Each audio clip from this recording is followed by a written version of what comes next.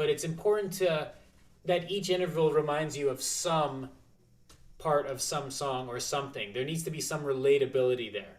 A huge part of learning music is using your memory and allowing your brain to connect things together. So a perfect example I like to give is this chord,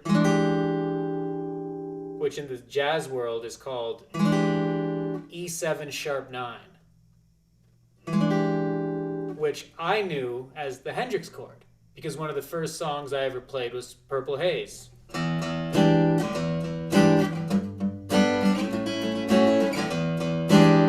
So it actually is a fairly complicated chord theory-wise, and it's sort of atypical compared to all the other chords that I was learning at the time, but because I played it 20 million times by the time I was 13, hearing that chord, I can always recognize as the Hendrix chord.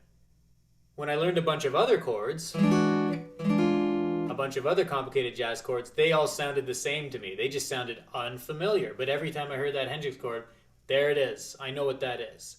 So, long-winded story, but all that to say, with each interval that you learn, all the major intervals, all the perfect intervals, and all the minor intervals, there needs to be something that you can relate to it. That's going to help you remember what that is and trigger that thought.